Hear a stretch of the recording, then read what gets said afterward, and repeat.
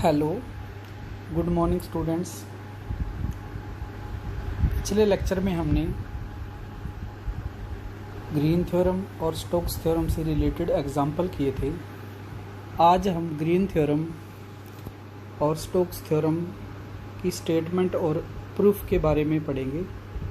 देखिए, हमारे पास जो ग्रीन थ्योरम की जो स्टेटमेंट है वो हमें क्या कहती है, if phi and psi are two scalar point function. तो देखिए, हमारे पास पहले हमें क्या दिया होता, एक स्केलर फंक्शन दिया होता था। अब हमारे पास कितने हैं, दो स्केलर पॉइंट फंक्शन है having continuous second order derivative, और उनका जो वो क्या एग्जिस्ट करते हैं, continuous second order derivative in the region V bounded by the closed surface S. Okay, तो इन्होंने क्या दिखाया यहाँ पर कि जो वॉल्यूम इंटीग्रेशन है can be written in surface integration this. तो हम देखिए कितनी इंपॉर्टेंट थ्योरम है, कई बार आई हुई एग्जाम के अंदर, तो ये काफ़ी इंपॉर्टेंट थ्योरम है। तो देखते हैं हमारे पास क्या है, इसका प्रूफ करते हैं बाय गॉस डाइवर्जेंस थ्योरम। देखिए, हमें क्या करना पड़ेगा, जो ग्रीन थ्योरम को प्रूव करने के लिए हम गॉस डाइवर्जेंस थ्योरम का रिजल्ट लेकर चलेंगे। तो गॉस डाइवर्जेंस थ्योरम क्या थी हमारे पास, यही थी ना, सरफेस इंटीग्रल में क्या था, del dot F dot N यहाँ पर सरफेस में था। ओके, तो इसमें हम क्या करेंगे, सिर्फ और सिर्फ ये एफ फंक्शन, बड़ी इजी थ्योरम है ये जो ग्रीन थ्योरम आपकी। गॉस थ्योरम में जो हमारे पास एफ फंक्शन वेक्टर फंक्शन लेते थे, उसको हम क्या लेके चलेंगे यहाँ पर, F vector is equal to phi del psi. तो ये आपने ध्यान रखना है, बस इस चीज़ को अगर आप ध्यान रख लोगे तो इजी हो जाएगी आगे की प्रोसेस। अब f की वेक्टर की जगह पे हम क्या रख लेंगे, फाई डेल साई, इसके ऊपर डेल ऑपरेट करेंगे। तो कैसा रहेगा हमारे पास डेल ऑपरेट करना तो पहले फाई को सेम रख लीजिए, डेल ऑपरेट कर दीजिए ऑन डेल फाई के ऊपर, साई के ऊपर, प्लस फिर क्या करिए, फाई के ऊपर डेल ऑपरेट कर दीजिए और इस डेल साई को सेम रख लीजिए। हाँ जी, ये फाई का फाई आ गया, डेल डॉट डेल क्या हो जाएगा, डेल स्क्वायर हो जाएगा, phi plus del phi dot del psi हो गया। हाँ जी, ये हमारे पास टर्म आ गई है। तो अगर थोड़ा सा अगर हम ध्यान से देखें, ये जो टर्म हमारे पास थी वो क्या थी, डेल डॉट एफ, ये डेल डॉट एफ, और यहाँ पर क्या थी, एफ डॉट एन। तो जो एफ हमारे पास है वो तो ये हमने सपोज किया हो, तो एफ डॉट एन निकालना है तो ये एफ हो जाएगा और डॉट में एन हो जाएगा। ओके, तो इन दोनों दो रिजल्ट बन गए ना हमारे पास, एक तो ये बन गया और एक ये बन गया रिजल्ट हमारे पास। तो इन दोनों रिजल्ट्स को क्या करेंगे, जो हमारे पास थ्योरम दिए थे उसी में ही पुट कर देंगे, जो डाइवर्जेंस थ्योरम है, बस रिजल्ट हमारे पास यहाँ पर रख दिया इन्होंने। तो देखिए, ये एक रिजल्ट ये हो गया आपके पास।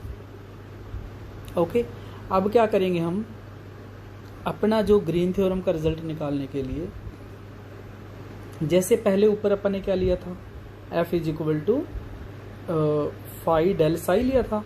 अब हमें क्या करना है, फाई की जगह पे साई आ जाएगा और साई की जगह पे फाई आ जाएगा, बट रिजल्ट सेम ही रहेगा आपका। जो आप रिड्यूस करेंगे, तो इन्होंने लिख दिया कि हमें सिर्फ इंटरचेंज करना है फाई टू साई। तो फाई टू साई, बस जो ऊपर रिजल्ट दिया है उसके अंदर हम चेंज कर देंगे, फाई की जगह साई रख देंगे और साई की जगह पे फाई रख देंगे हम।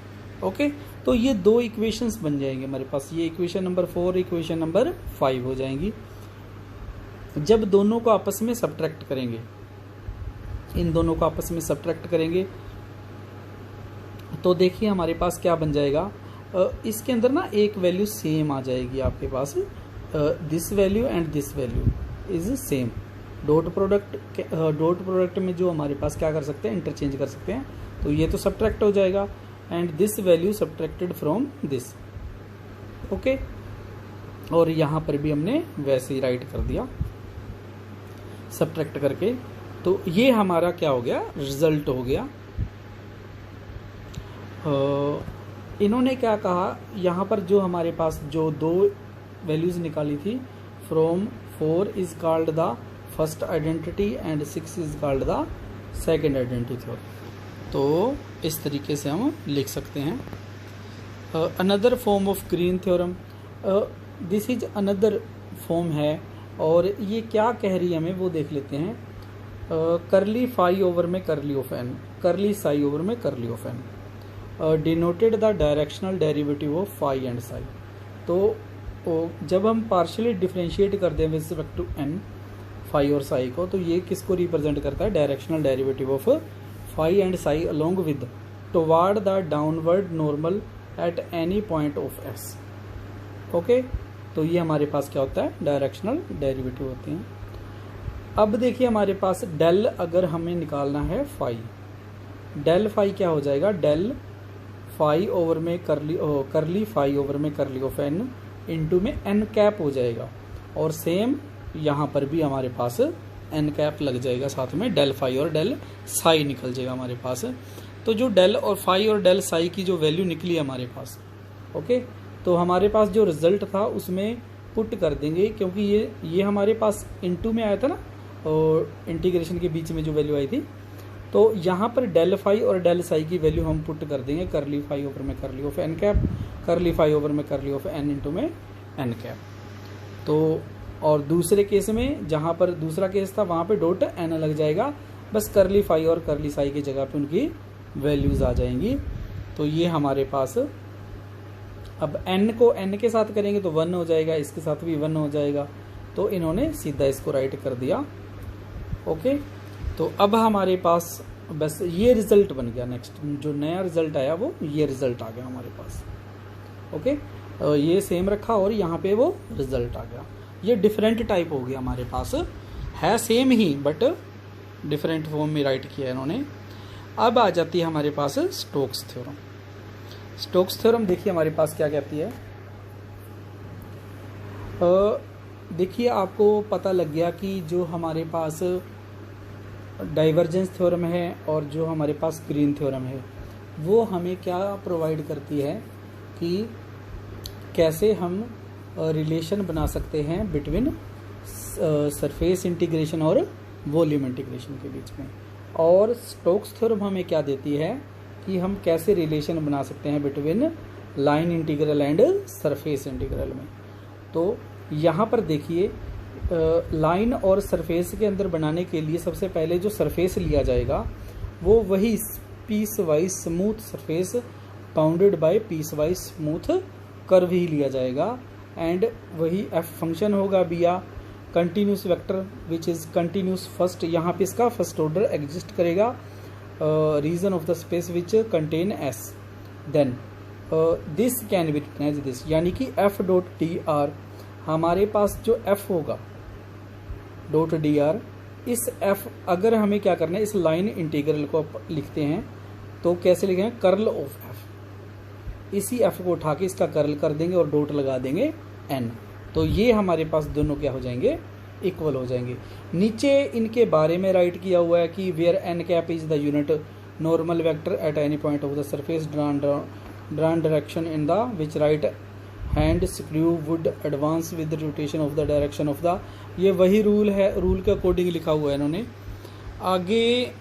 आगे की जो डेफिनेशन है दे रखी इन्होंने नीचे, इसको आपको करने की जरूरत नहीं है। जो आपके ये जो डार्क में राइट की हुई है वही आपकी स्टेटमेंट है। इन्होंने नीचे भी एक और स्टेटमेंट राइट की हुई है, आप जो भी करना चाहो तो उसी हिसाब से आप कर सकते हो। और थोड़ा सा देखते हैं हम Stokes theorem in Cartesian form. तो कार्टेशियन फॉर्म हमने पहले भी की हुई है। सिंपली क्या करते हैं, जो एफ वेक्टर होता है वो कैसे राइट करते हैं? F1i F2j F3k। ओके, ये एक्स वाई प्लेन की बात करेगा तो फिर हम जेड को यहाँ पे 0 बना लेंगे। तो लाइन इंटीग्रल क्या था? एफ डॉट डी आर, तो F dot D are over D S into में डी एस कैन राइट कर सकते हैं इस तरीके से हम। एफ की वैल्यू तो एफ रख दो और डी आर ओवर में डी एस की वैल्यू ये होती है आर। देखो आर है ना हमारे पास एक्स आई वाई जे जेड के, तो एस के रिस्पेक्ट में करेंगे तो ये टर्म आ जाएगी हमारे पास, और डी एस इंटू में है पड़ा अपने पास। तो इनका कर दिया इन्होंने यहाँ पर दोनों का डॉट प्रोडक्ट, तो आई से आई 1, तो कितना हो जाएगा? F1 कर डी एक्स ओवर में डी एस, ये आ गया। ऐसे करके नेक्स्ट पार्ट भी आ जाएंगे। अब इन्होंने जो प्लेन लिया था वो एक्स वाई प्लेन लिया, तो एक्स वाई प्लेन के ऊपर जेड की वैल्यू क्या होती है 0, but tangent at any point of the surface X Y plane, so D Z is equal to 0। तो ये हमारे पास ये लाइन इंटीग्रल है। एफ डॉट डी आर की वैल्यू हमने यहाँ पे राइट कर ली है, क्योंकि यहाँ पर ये वाला पॉइंट क्या कर दिया हमने 0 कर दिया, और यहाँ पर फिर दोबारा से इसी को वैसे ही राइट कर दिया, डी एक्स डी वाई है ना, तो F1 D X F2 D Y write कर दिया। ओके, डी एस यहाँ से हटा दिया। Curl of F dot N, यानी कि अब बात आ गई सरफेस की, पहले किसकी बात थी लाइन की, अब सरफेस की, क्योंकि दोनों का रिलेशन बनाना ना हमने। तो curl of F dot N यही था हमारे पास। अब कर्ल ऑफ एफ तो कर्ल ऑफ एफ है डॉट एन, एन कैप यहाँ पे हमारे पास यूनिट नॉर्मल होती है, तो एक्स वाई प्लेन में जो यूनिट नॉर्मल होगी वो कौन सी होगी जेड वाली, जेड वाला क्या आ गया के कैप आ गया, और डी एस राइट कर दिया। और इसी को फिर से हमने कर्ल ऑफ एफ निकालेंगे। कर्ल ऑफ एफ निकालने का तरीका हमारे पास वही रहेगा, डिटर्मिनेंट मेथड से निकाल सकते हो, ये आ जाएगा, और इसको सोल्व करके इन्होंने ये राइट कर दिया। ये कई बार हमने पहले भी कर लिया, तो इसको दोबारा से राइट कर दिया इन्होंने। तो हमारे पास ये दोनों इक्वल, तो ये वाले इक्वल हैं, और जो चेंज करने के बाद जो वैल्यू निकाली थी मैंने कार्टेशियन के अंदर, तो ये भी इक्वल। ओके, यहाँ पर इन्होंने सिर्फ मेंशन किया है, ये हम जनरली जानते हैं कि आर वेक्टर क्या होता है, डी आर ओवर में डी एस क्या होता है। अब बात आ जाती है इसके प्रूफ की। इंडिपेंडेंट प्रूफ के अंदर क्या लेते हैं, यहाँ पर एक्स और वाई प्लेन ले लिया, यहाँ पे एक सरफेस ले लिया है, इसके अंदर हमारे पास दो पार्ट पोर्शन दिखाए गए हैं, ऊपर C2 है और नीचे C1 है। ये जो कर्व बना रखा है इन्होंने, y यहाँ पर जो वैल्यू है y is equal to G2x, यहाँ पर नीचे y is equal to G1x है। तो लिमिट हमारी निकाल लेंगे, x is equal to ax is equal to b, limit भी है और y की वैल्यू भी दे रखी है। ओके, तो ये सब चीज़ें प्रोवाइड कर दी हैं। जो मैंने अभी बताया वो यही लिखा पड़ा है, take surface S of X Y plane such that the line parallel to the axis of the meets boundary C surface S at the most 2 points, let the region bounded by X is equal to, ये bound किया हुआ है area, और ये हो गया हमारे पास a की वैल्यू लेस देन b है, यानी कि हमारे पास एक नंबर जो है दूसरे से कम या ज़्यादा लेना पड़ेगा, क्योंकि इक्वल नहीं ले सकते ना, क्योंकि फिर सेम पॉइंट हो जाएंगे हमारे पास। C1 be the lower part of arc, नीचे वाले जो पार्ट को है C1 दे दिया, अपर वाले पार्ट को C2 दे दिया नाम। अब करते हैं इसको सोलो। इन्होंने क्या किया, सरफेस को ले लिया इन्होंने, तो यहाँ पर करली F1 ओवर में करली of y dx dy, limits हमारे पास क्या होंगी जो इन्होंने प्रोवाइड करें, x is equal to a to B X की वैल्यू, और y की वैल्यू क्या है G1 टू G2 है हमारे पास। क्या करेंगे, इसका जब इंटीग्रेशन करेंगे तो डेरिवेटिव हट जाएगा, सिंपल बचेगा f, लिमिट लगा देंगे हम G1 टू G2। ओके, अब दोबारा से फिर करेंगे इसको, जब राइट कर लेते हैं, पहले इसके अंदर लिमिट पुट कर लेते हैं, लिमिट पुट करने के बाद इनको अलग अलग इसका इंटीग्रेशन राइट कर दिया इन्होंने, और फिर उसके बाद देखिए यहाँ पर जो लिमिट्स लिख रखी थी इन्होंने, ध्यान से देखो, a टू b थी।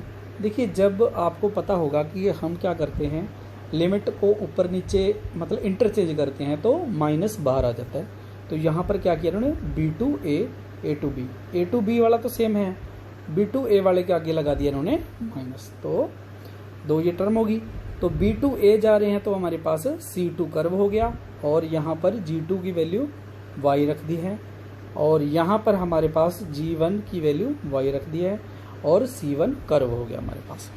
तो दोनों कर्व इकट्ठे हो गए, माइनस बाहर निकाल दिया, C1 और C2 जब सम करेंगे तो हमारे पास पूरा का पूरा हमारे पास क्या हो जाएगा, सरफेस हो जाएगा, F1 dx हो जाएगा।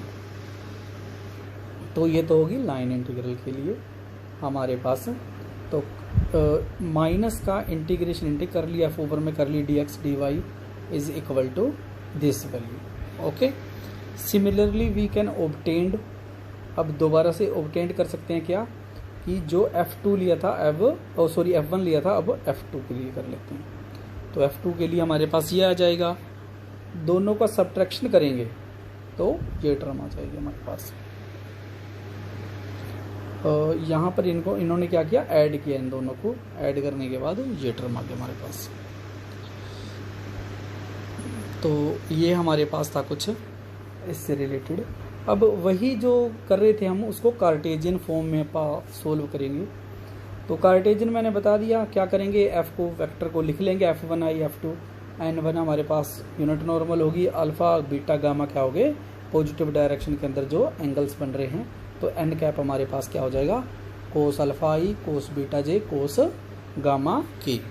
तो यहाँ पे हमें क्या करना है, तो जो वैल्यू फाइंड आउट करनी है कर्ल ऑफ एफ। तो कर्ल ऑफ एफ निकालेंगे तो हमारे पास ये मेथड होता है, determinant method. Curl of F निकाल लिया हमने। अब ये क्या करना है, curl of F dot N करेंगे। एन करेंगे तो एन हमारे पास क्या था, उसके साथ क्या कर लिया इन्होंने, डॉट प्रोडक्ट राइट कर लिया। नेक्स्ट हमारे पास क्या करते हैं, एफ डॉट डी आर निकाल लेते हैं। एफ की वैल्यू हमें पता है और डी आर की वैल्यू हमें पता है, दोनों को डॉट करेंगे तो हमारे पास ये टर्म आ जाएगी। दोनों चीज़ें निकल गई हमारे पास, curl of F dot N भी निकल गया, एफ डॉट डी आर भी निकल गया। ओके, तो क्या करेंगे, Stokes theorem line integral F dot D are, ये क्लोज्ड लाइन इंटीग्रल होता है आपका, जब हम सर्कल डाल देते हैं ना इसके अंदर, इंटीग्रल के अंदर क्लोज्ड होते हैं। F dot D R double integration of curl of F dot N D S, ये हमारे पास इनकी वैल्यू जो है हमारे पास इसके अंदर पुट कर देंगे और ये हमारे पास क्या हो गया, इसका प्रूफ हो गया कि इन कार्टेशियन फॉर्म के अंदर। ओके, थैंक यू स्टूडेंट्स, आज के लिए इतना कर लेना, धन्यवाद। और फिर आगे हम देखेंगे कि कौन सा टॉपिक स्टार्ट